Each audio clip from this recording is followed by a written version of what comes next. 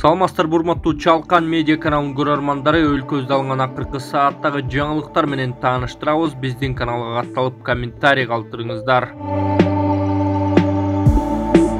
Жаракат алып калды Айсулуу Тыныбекова финалдан кийин кайрылуу жасады. Кыргызстандык балбан Айсулуу Тыныбекова Монголиядагы Азия чемпионатынын финалында япониялык Нонока Озакиге кандайча жеңилип калганын айтты. Урматтуу кыргызстандыктар, бүгүн менин Азиянын 5-чи жолку чемпиону болууга мүмкүнчүлүгүм бар эле. Колумдан келген аракетти жасадым. 2 жолку кармашта утуп финалга да жеттим.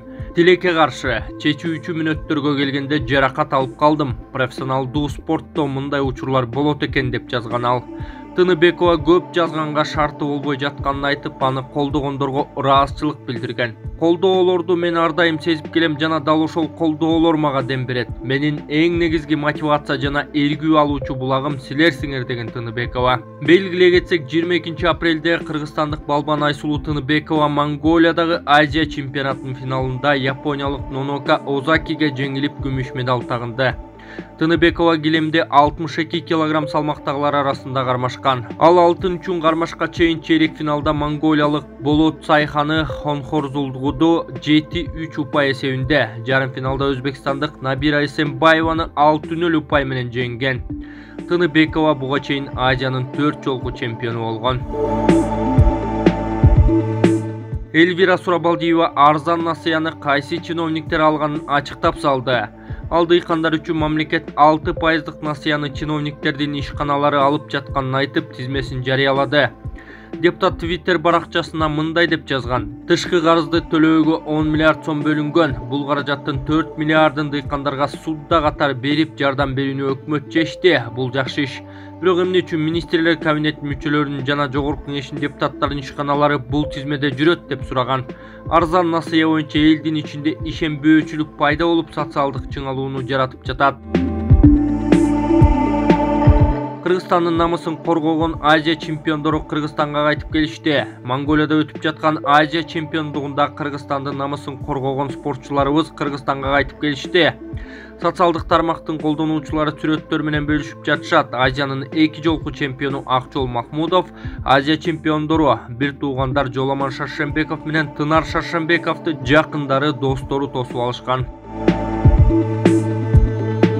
Тышкы иштер министри Руслан Казакбаевди Садыр Жапаров кызматтан кетирди. Кыргызстандын тышкы иштер министри Руслан Казакбаев башка ишке өткөндүгүнө байланыштуу кызматтан кетти.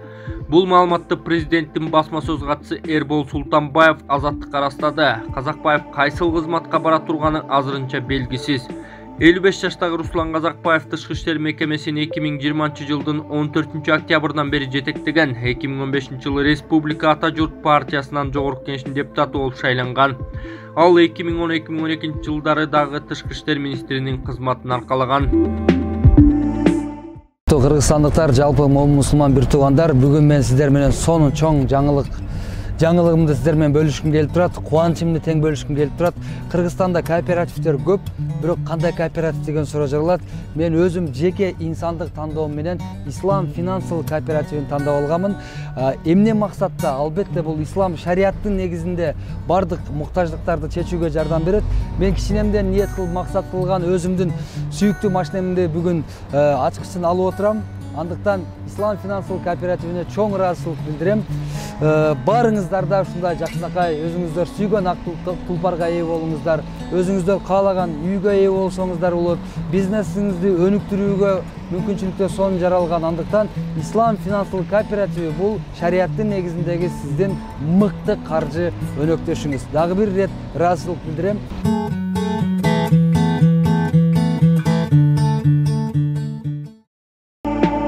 Садыр Жапаров кыйын экен. Бакылдаган саясатчыларды кантип тынчытууда? Негизи Садыр Жапаров бакылдаган саясатчылардын жүзүн ачууга, оюндан четтетип салууга кыраакылыгын көрсөтүүдө. Реалдуу турмушта айламалды айыгышкан күрөштү дагы ашкерлеп салды. Баракелде, куру сөз эмес, азын оолак мисал келтирели.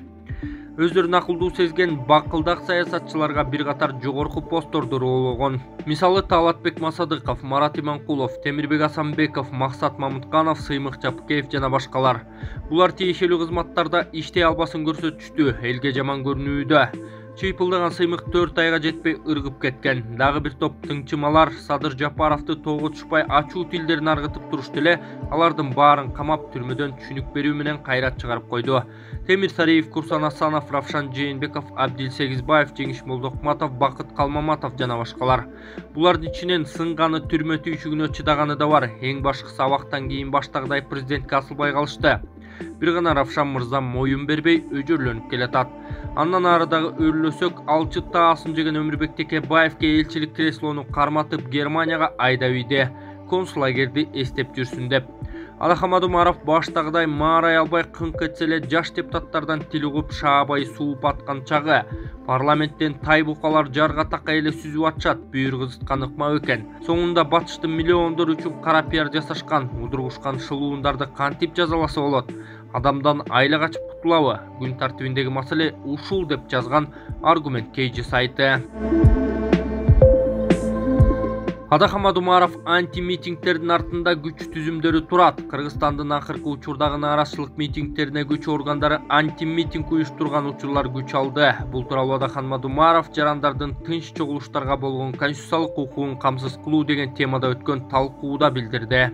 Депутат күч органдарын чагым кылбоого чакырды. Жыйынга катышкан күч органдарынын кызматкерлери тынч митингтерде милиция кызматкерлери мыйзамдуу аракетке барганын айтышкан.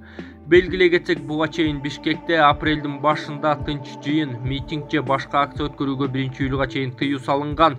Жарандык коомчулук митингтерге тыюу салууну сындап, ошол эле маалда Орусияны колдоо митингге чыккандардын бирөө дагы жоопкерчиликке тартылбаганын эске салып кетет. Жээнбек Кулубаев тышкы иштер министринин милдетин аткарат. Жээнбек Кулубаев Кыргызстандын тышкы иштер министринин милдетин аткаруучу болуп дайындалды. Мамлекет башчы Садыр Жапаров тиешелүү жарлыкка кол койгону тууралуу маалымат президенттин расмий сайтына жарыяланды. 59 жаштагы Жээнбек Кулубаев 2021 жылдын август айынан бери президенттин администрациясында тышкы саясат бөлүмүн жетектеп келген. Ага чейин тышкы иштер министрлигинде бир катар жооптуу кызматтарды аркалаган. Ошондой эле Кыргызстандын Малайзиядагы, Кытайдагы, Казакстандагы элчиси болгон. 22 апрелде Руслан Казакбаев башка ишке өткөнүнө байланыштуу тышкы иштер министринин кызматынан кеткени маалым болду. Талатбек Масадыков апрелден бери кайда жүргөнү белгилүү болду. Коопсуздук кеңешинин төрагасынын орун басары Талатбек Масадыков Өзбекстан, Пакистан, Афганистан, Иран жана Бириккен Араб Эмиратында жумушчу сапар менен болду. Бул тууралуу президенттин маалымат кызматы билдирди. Ал тышкы иштер министрлигинин Афганистан боюнча атайын өкүлү өзгөчө тапшырмалар боюнча элчи Авазбек Атаханов менен биргеликте барган. Сапарлардын алкагында 7 апрелден 20-сына чейин бул өлкөлөрдүн күч түзүмдөрүнүн жана башка мамлекеттик ведомстволорунун жетекчилери, ошондой эле эл аралык эксперттер менен бир катар маанилүү жолугушуулар жана консультацияларды өттү деп айтылат маалыматта. Негизги максаты аймактык коопсуздуктун актуалдуу маселелерин, Афганистандагы кырдаалдын өнүгүшүн, атап айтканда Кыргызстандын улуттук коопсуздугун камсыз кылуу боюнча потенциалдуу коркунучтарга жана тобокелдиктерге аймактык кызматташууга байланышкан маселелер талкууланганы айтылган. Белгилей кетсек, социалдык тармактарда эл Масадыков кызматка дайындалгандан кийин коомчулукка чыкпай, дайынын билгизбей калганын жазып жаткан.